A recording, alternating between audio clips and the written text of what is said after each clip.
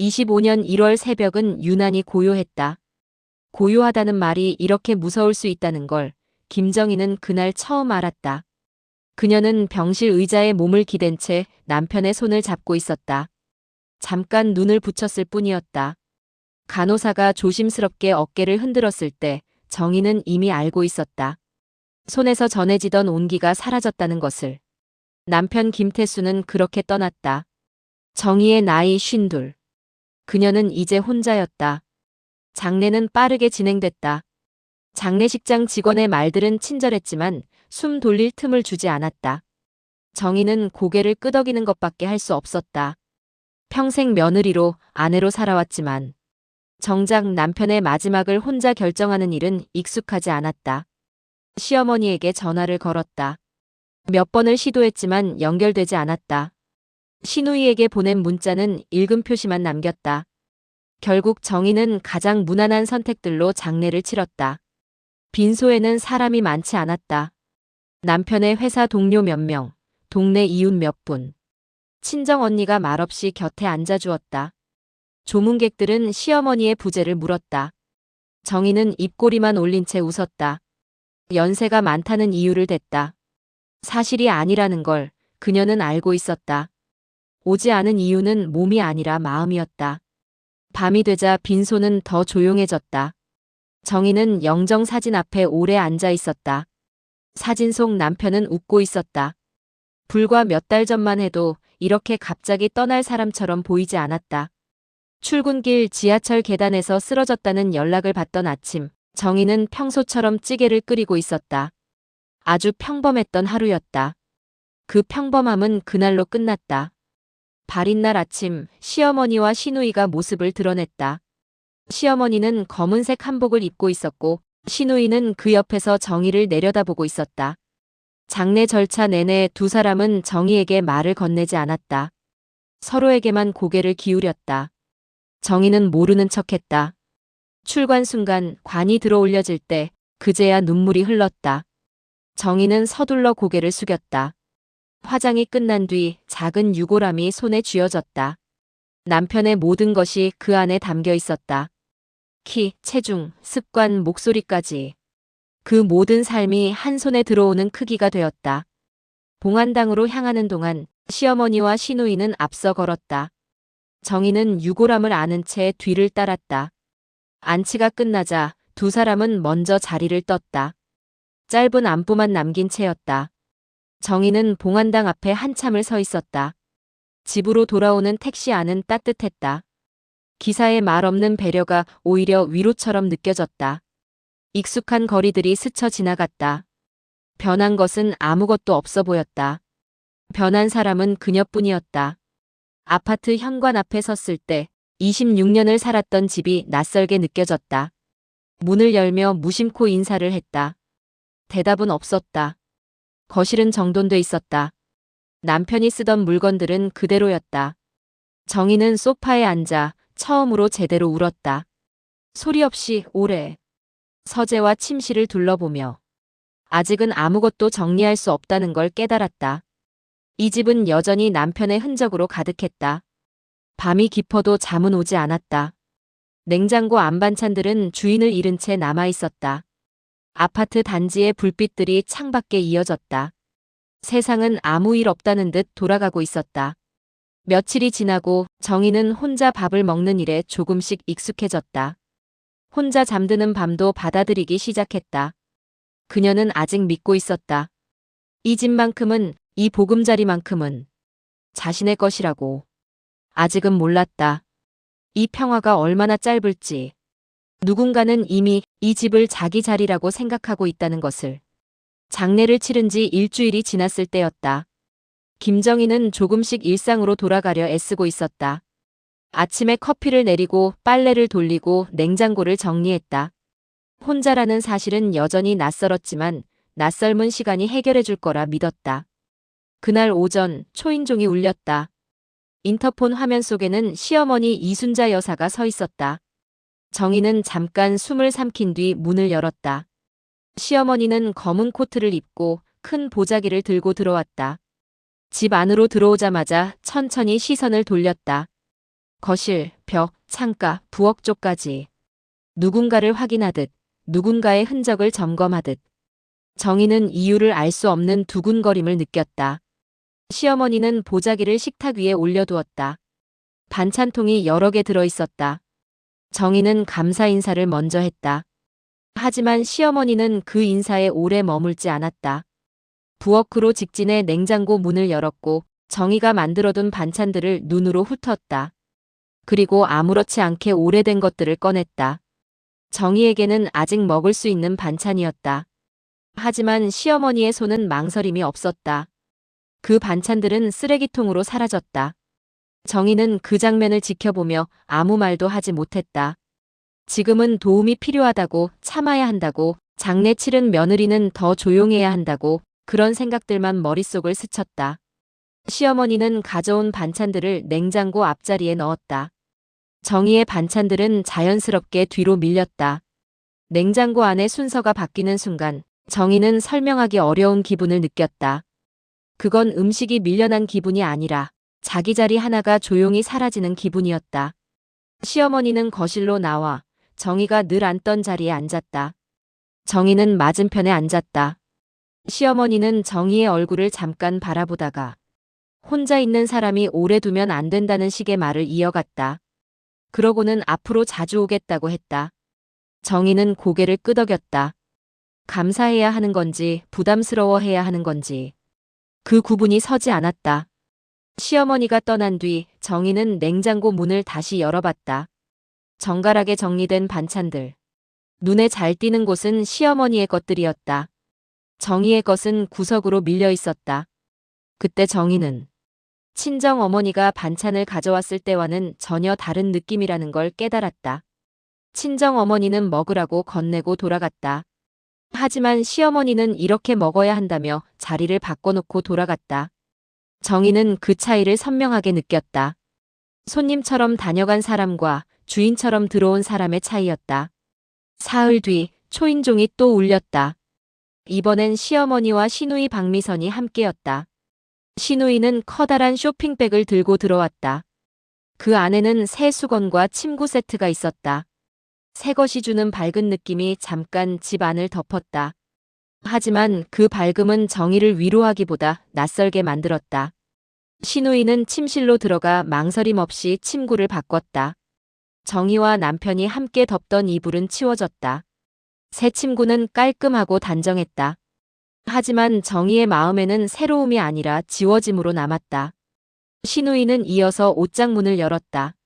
남편의 양복과 셔츠들이 아직 걸려 있었다. 정희는 그 옷장만큼은 건드리지 못하고 있었다. 그 옷들이 남편을 붙잡아주는 마지막 실처럼 느껴졌기 때문이다. 하지만 시누이의 손은 빠르고 효율적이었다.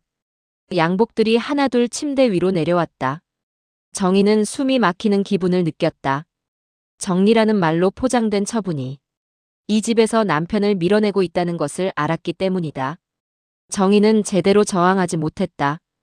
아직은 준비가 안 됐다는 마음을 꺼내려 했지만 그 마음은 말이 되기 전에 목구멍에서 걸렸다.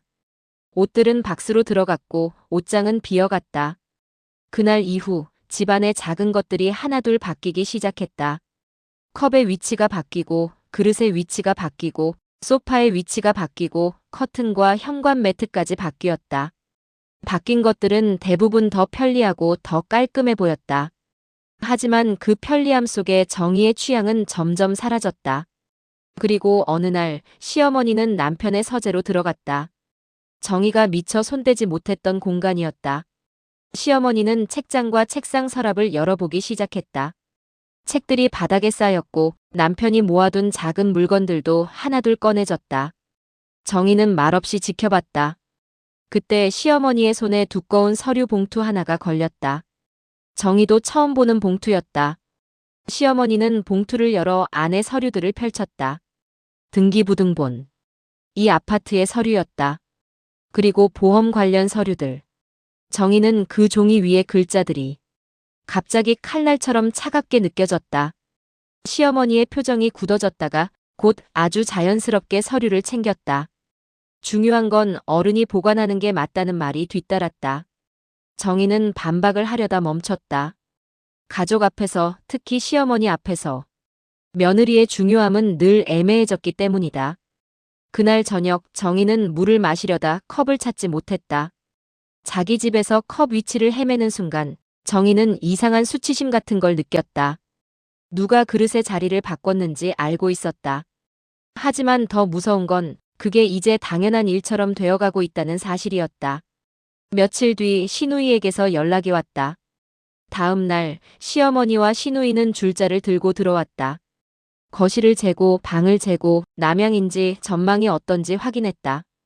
정희는 문가에 서서 그 모습을 지켜봤다. 그들은 집을 살고 있는 공간으로 보지 않았다. 평수로 보고 방 개수로 보고 전망으로 보았다. 정희가 그곳에서 버틴 시간은 계산되지 않았다.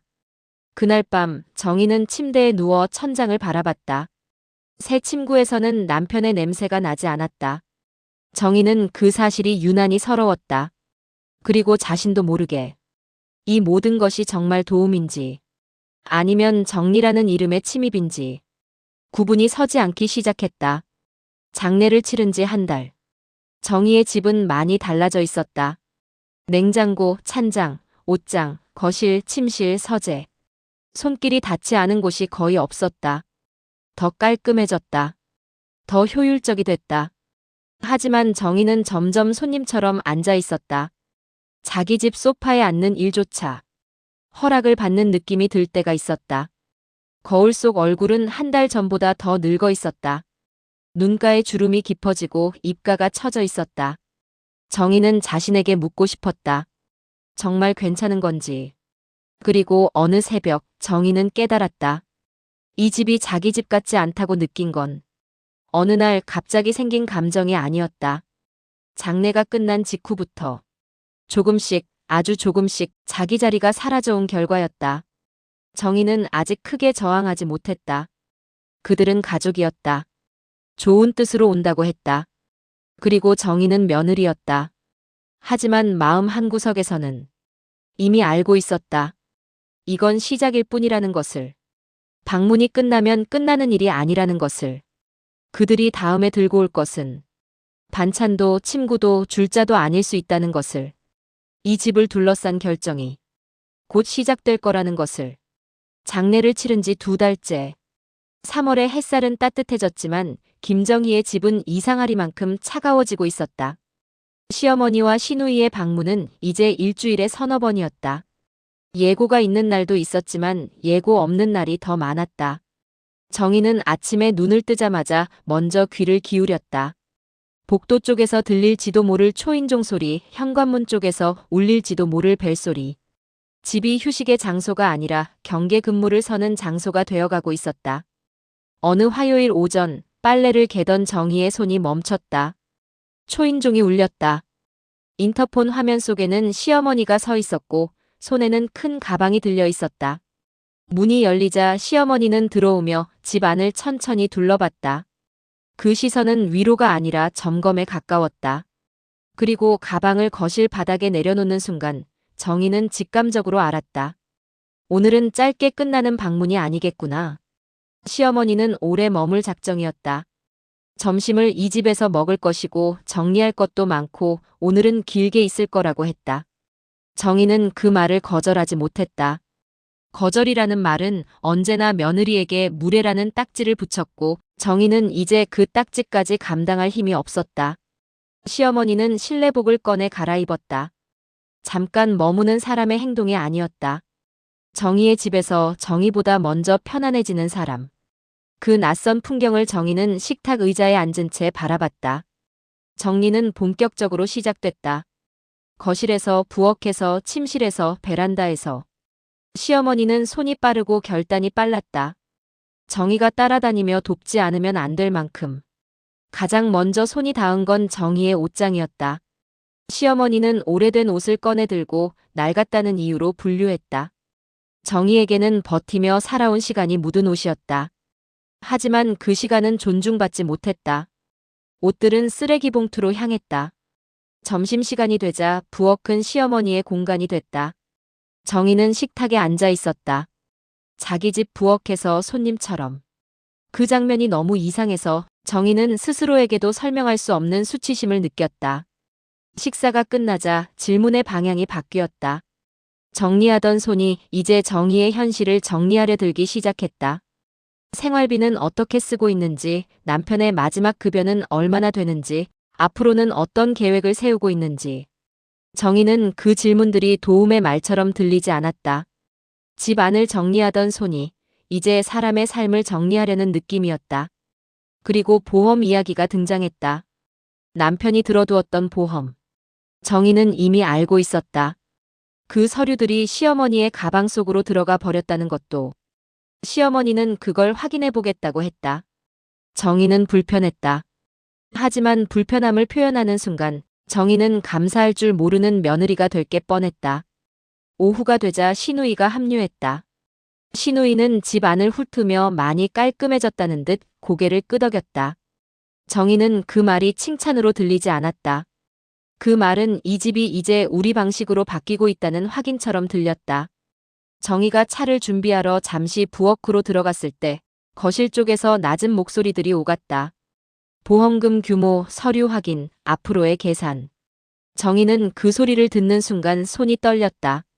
남편의 보험금 이야기를 남편의 아내가 아닌 다른 사람들이 먼저 수치로 말하고 있었다. 정희가 거실로 나가자 목소리는 끊겼다. 정희는 그 끊김이 더 무서웠다. 그들이 정희 앞에서는 좋은 뜻을 말하지만 정희가 없는 곳에서는 정확한 계산을 하고 있다는 확신이 들었기 때문이다. 그리고 마침내 집 이야기로 넘어갔다. 이 집의 명의가 어떻게 되어 있는지, 상속 절차는 어떻게 진행되는지. 정희는 그 질문에 제대로 답할 수 없었다. 남편이 떠난 지 2달밖에 되지 않았다. 정희의 시간은 아직 장례식장에 남아 있었고, 그런데 그들은 이미 다음 단계를 이야기하고 있었다. 정희가 아직 급하지 않지 않느냐는 식으로 조심스럽게 선을 긋자 시누이의 태도는 단호해졌다. 이런 건 빨리 정리해야 한다는 말이 따라왔다. 정리. 또 정리였다. 정희의 감정은 정리 대상이 아니었고 집과 돈과 권리만 정리 대상이 되는 느낌이었다. 그날 저녁 시어머니는 내일도 오겠다고 했다. 정희는 놀랐다. 방문이 아니라 일정이 되어가고 있었다. 거절하지 못한 정희의 침묵이 어느새 허락으로 바뀌어 있었다. 다음 날 시어머니는 더 많은 짐을 가지고 왔다. 며칠은 여기서 잘 수도 있다는 기색. 작은 방을 자신이 쓰겠다는 결정. 침구를 찾고 방을 배정하고 집에 머무는 방식을 방문자가 정했다. 그날 밤 정희는 잠들 수 없었다. 복도 너머 작은 방에서 들리는 기침 소리, 뒤척임, 발소리. 남편이 아닌 사람의 기척이 집 안에 있다는 사실이 정희를 계속 깨웠다. 이 집이 더 이상 정희만의 공간이 아니라는 사실을 몸이 먼저 알아차리고 있었다. 아침이 되면 정희는 더 이상 집의 주인이 아니었다. 정희가 먼저 눈을 뜨는 사람이 아니었고 정희가 부엌을 시작하는 사람이 아니었다. 정희는 자기 집에서 초대받아 밥을 먹는 사람이 되어갔다. 정리의 범위는 점점 넓어졌다. 옷장, 베란다, 화분, 생활 규칙. 아침은 몇 시에 먹어야 하고 TV 소리는 어느 정도로 줄여야 하고 빨래는 얼마나 자주 돌려야 한다는 식의 규칙이 생겼다. 정희의 생활은 하루가 아니라 습관까지 점령당하고 있었다. 정희는 한 번, 아주 한 번만이라도 친정 언니에게 솔직히 말하고 싶었다. 하지만 전화기 너머에서조차 조심해야 했다. 거실 쪽에서 들려오는 TV 소리, 시어머니가 어디에 앉아 있는지 모른다는 불안감. 정희는 결국 아무 일 없는 척 웃으며 전화를 끊었다. 전화를 끊고 나면 더 외로워졌다. 자기 집에서 자기 목소리를 숨기는 사람이 되어가고 있었다. 시간이 흐르면서 상속 이야기는 다시 돌아왔다. 이번에는 더 구체적이었다. 법적으로 배우자와 부모가 상속인이 되고 지분을 나눌 수 있다는 얘기. 정희의 손끝이 차가워졌다. 남편과 공동명의였던 집이라도 남편 몫은 상속 대상이 된다는 사실이 정희의 머리를 내리쳤다. 그날 밤 정희는 잠들 수 없었다. 이 집을 잃을 수도 있다는 공포가 처음으로 현실이 되었다. 그 공포는 슬픔과 달랐다. 슬픔은 견딜 수 있었지만 공포는 숨을 막히게 했다. 새벽 4시. 정희는 결심했다. 더 이상 모른 척할 수 없다고. 법이 어떻게 되어 있는지, 자신의 권리가 어디까지인지 알아봐야 한다고. 정희는 구청의 무료 법률 상담을 찾았다. 상담은 친절했지만 냉정했다. 배우자가 있으면 배우자가 우선 보호되긴 하지만 부모도 상속권을 갖는 구조라는 설명. 정희는 복잡한 숫자보다 한 문장만 남았다. 시어머니가 지분을 주장할 수 있다. 그 한 문장이 정희를 흔들었다.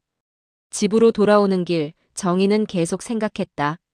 그들이 왜 서류를 가져갔는지, 왜 평수를 재고 방향을 확인했는지, 왜 생활비와 보험금을 계산했는지. 모든 행동이 하나의 결론을 향해 모이고 있었다. 그날 저녁 신우이는 서류를 꺼냈다. 이미 알아봤다는 듯 법적 지분 이야기를 꺼냈다. 정희가 상담에서 들었던 내용과 크게 다르지 않았다. 정희는 그 순간 깨달았다. 자신이 알아보러 간 하루 동안에도 그들은 이미 다음 수를 준비하고 있었다.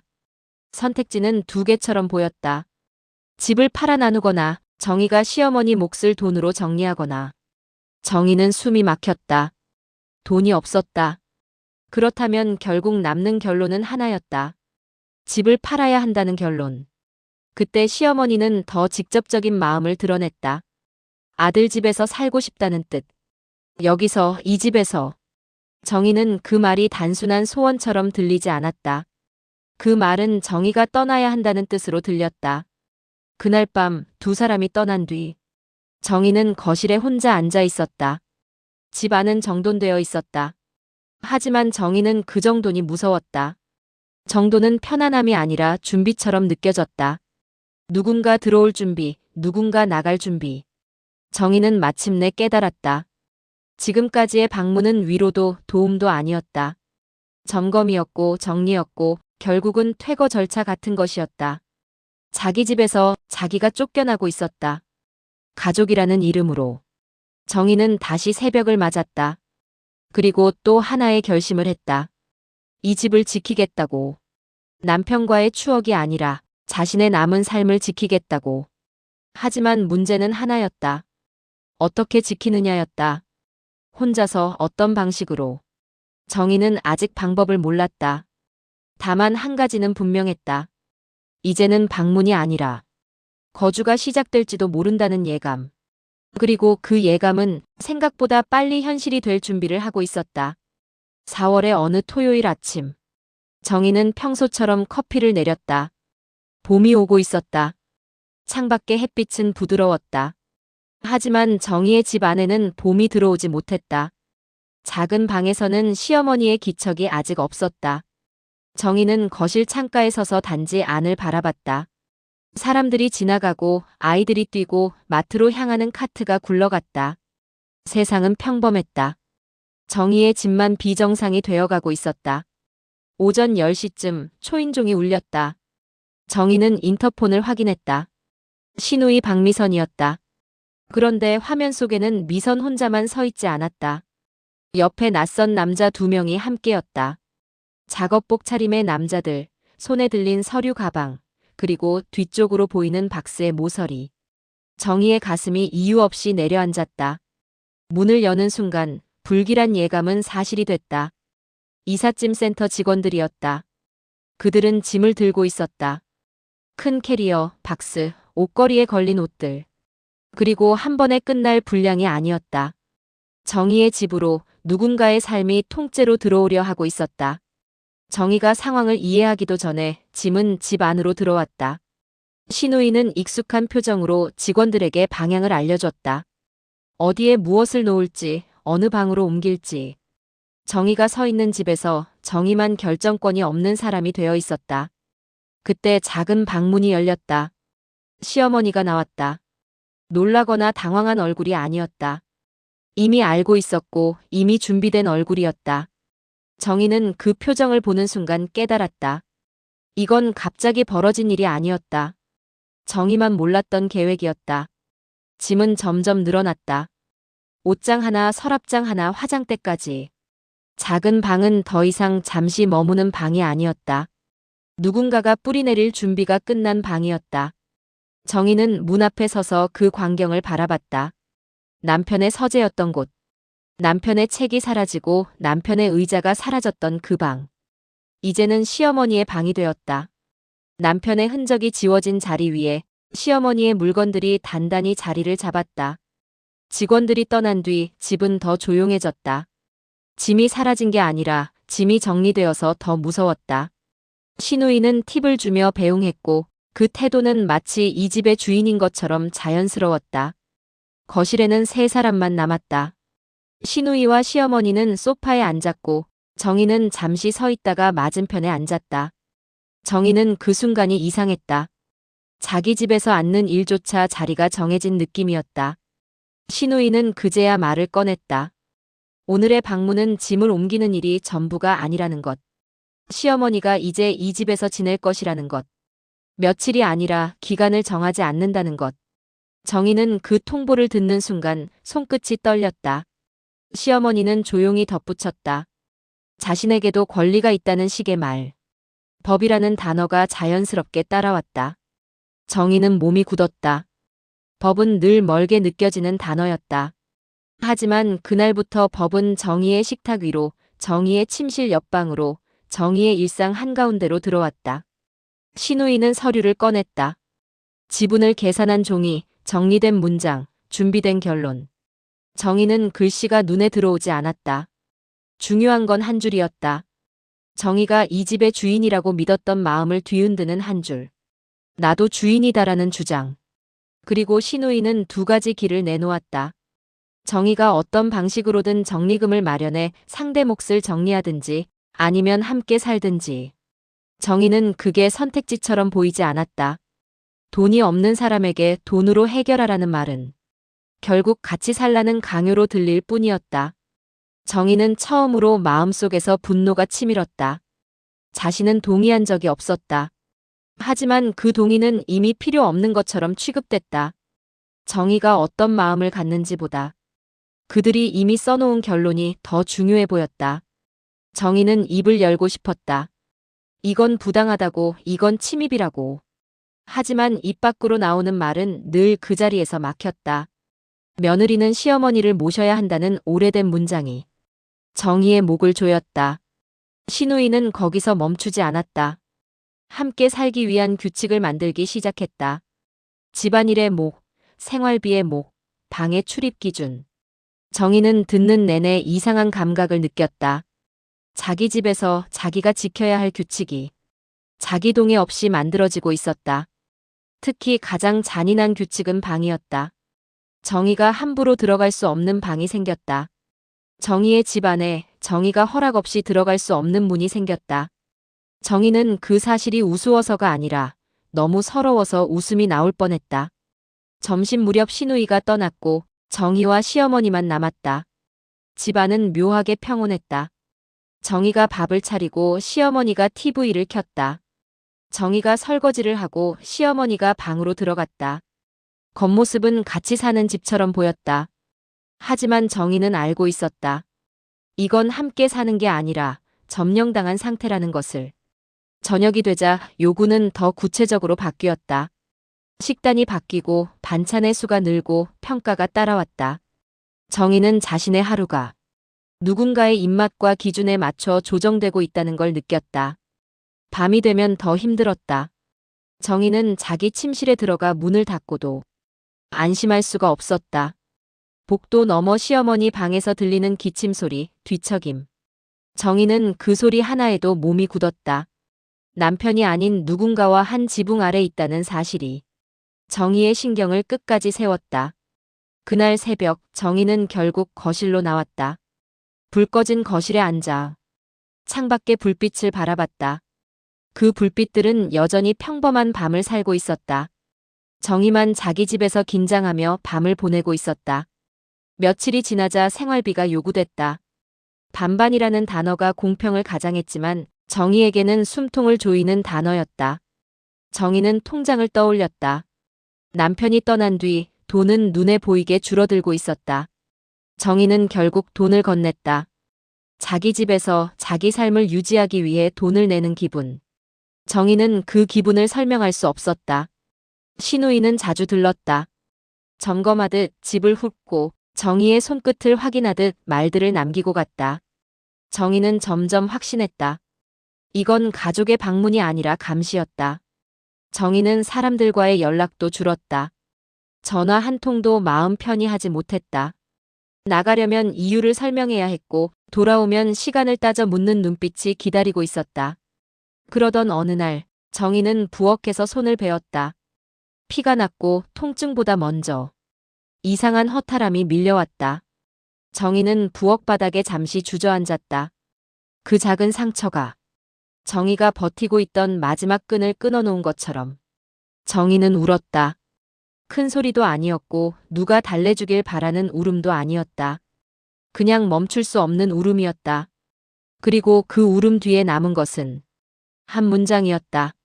이대로는 안 된다는 문장. 그날 밤 정희는 휴대폰을 켰다. 검색창에 단어들을 하나씩 넣었다. 상속, 지분, 배우자 권리, 거주, 분쟁. 정희의 눈이 빠르게 움직였다.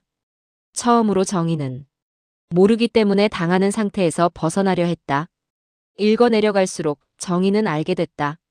자신이 생각보다 약한 위치가 아닐 수도 있다는 것. 누군가가 말해준 숫자와 결론이 사실이 아닐 수도 있다는 것. 정희는 심장이 빨리 뛰었다.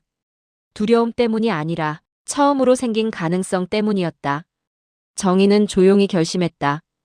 혼자서라도 알아봐야 한다고. 확실한 말, 확실한 절차, 확실한 기준을. 감정이 아니라 근거를 손에 쥐어야 한다고.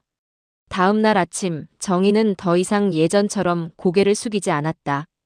아직 큰 싸움은 시작되지 않았다. 하지만 정희 안에서 작은 변화가 시작됐다. 침묵만이 생존이 아니라는 걸. 정희가 처음으로 배우기 시작한 것이다. 봄 햇살은 여전히 따뜻했다. 정희는 창밖을 바라보며 생각했다. 이 집에서 쫓겨나는 삶이 아니라 이 집을 다시 되찾는 삶이 가능할지도 모른다는 생각. 그리고 정희는 알고 있었다. 이제부터의 싸움은 큰 소리로 시작되지 않을 거라는 것을.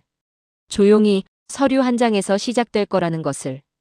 정희는 더 이상 기다리지 않았다. 기다림은 누군가가 마음을 바꾸길 바라는 방식이었고 정희는 이제 상대의 마음이 아니라 자신의 권리를 붙잡기로 했다. 정희는 법무사 사무실을 찾았다.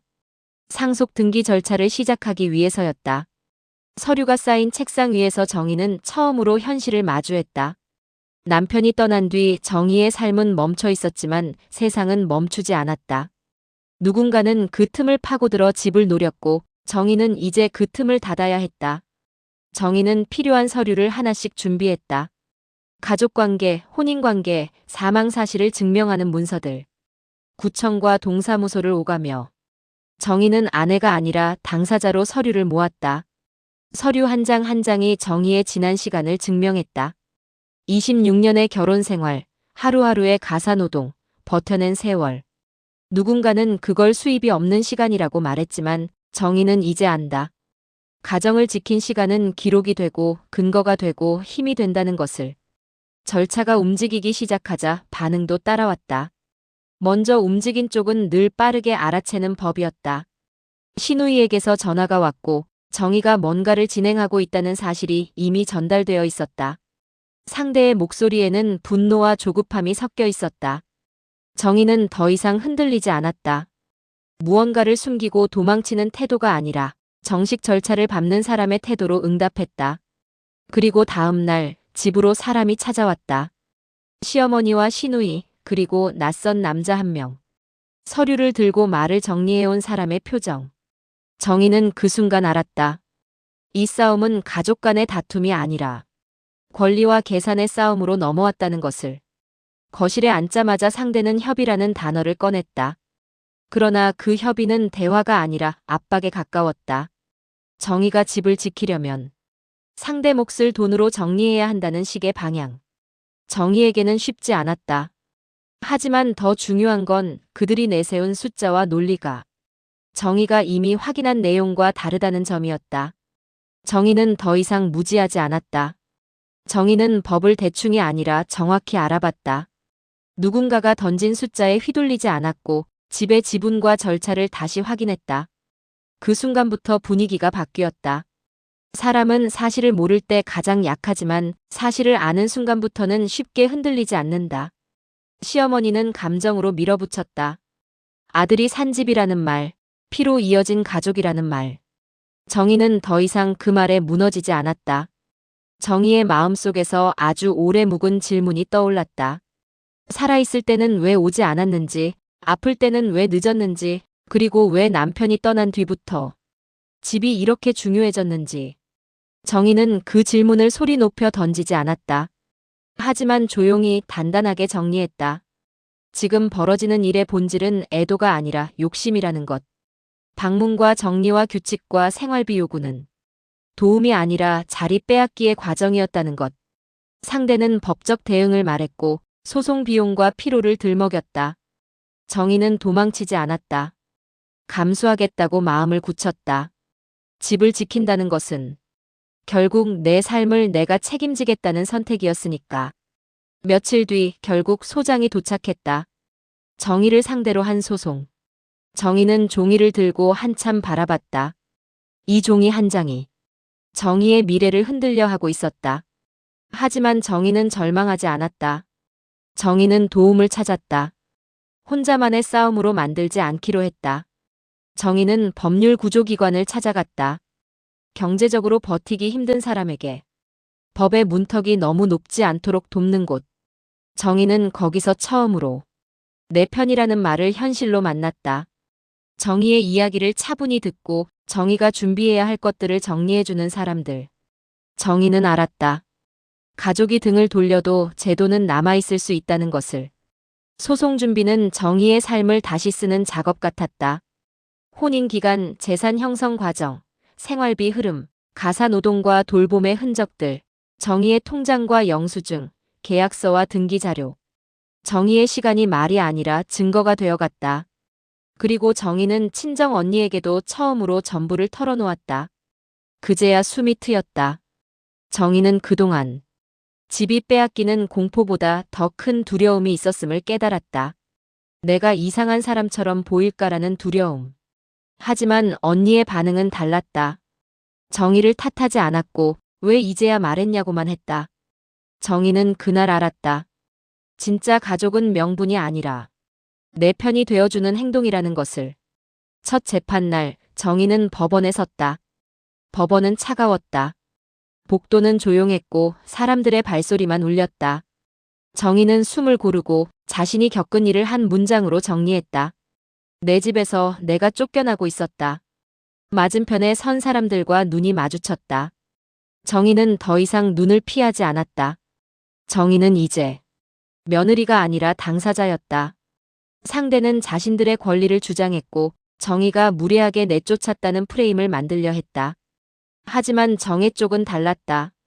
정희의 변호인은 집이 어떻게 마련됐는지, 공동 명의의 의미가 무엇인지, 그리고 배우자로서의 기여가 어떻게 평가되는지 조목조목 정리했다. 특히 중요한 지점은 하나였다. 집을 지킨다는 것이 감정이 아니라 근거로 증명될 수 있다는 것. 정희는 그 사실이 믿기지 않았다. 하지만 판사의 질문은 차가운 동시에 공정했다. 말이 아니라 자료를 보겠다는 태도. 정희는 그 공정함에 처음으로 기대를 걸 수 있었다. 재판이 한 번으로 끝나지 않았다. 추가 자료 제출, 다음 기일 지정, 또 한 번의 심리. 기다림은 길었고 마음은 흔들리기도 했다. 그럴 때마다 정희는 집에 돌아와 밤마다 스스로에게 묻곤 했다. 정말 이길 수 있을까? 정말 집을 지킬 수 있을까? 그러던 어느 날 상대는 법원 밖에서 합의를 제안했다. 숫자를 던지고 지금 끝내자고 했다. 정희는 그 말에 흔들리지 않았다. 정희가 지키려는 건 몇 푼의 절충이 아니라 다시는 침범당하지 않는 삶이었으니까. 마침내 판결일이 왔다. 정희는 손에 땀이 났다. 심장이 빨리 뛰었다. 그러나 정희는 버텼다. 그날 법정에서 정희는 집이 아니라 자기 자신이 재판받는 기분이었다. 판결은 정희가 버텨온 방향을 인정했다.